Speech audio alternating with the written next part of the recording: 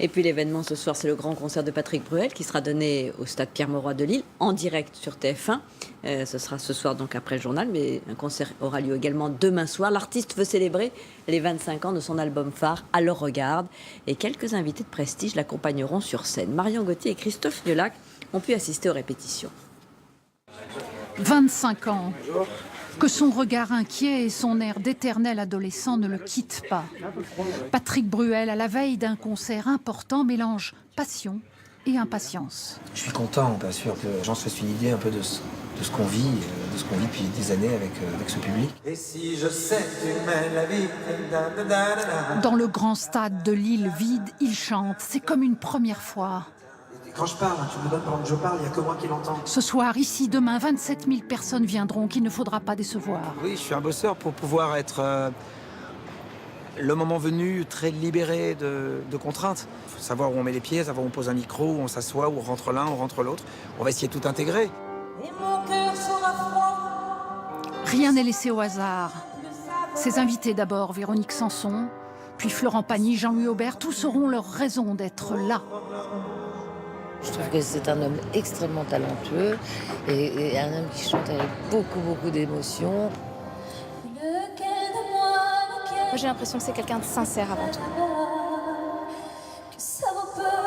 Son dernier album, Lequel de nous, a été un succès. Cette tournée de 1 an qu'il termine, la plus belle selon lui, a été menée tambour battant. Tout ce qu'il touche lui sourit. Je parle de moi, je viens me livrer, me raconte. Donc forcément, j'ai tendance à me mettre en scène. Attendez-moi, là ça joue avec le public beaucoup. Le public qui l'attend ce soir sera comme toujours de toutes les générations. Puis fin de la tournée ensuite en Angleterre et aux États-Unis, des voyages et de nouveaux rendez-vous. Et donc un grand concert de Patrick Bruel à suivre sur TF1 en direct, juste après ce journal, donc en direct de Lille. À l'occasion de la 16e édition du Grand Prix des médias CB News, signalons que TF1 a largement été récompensé. 6 distinctions.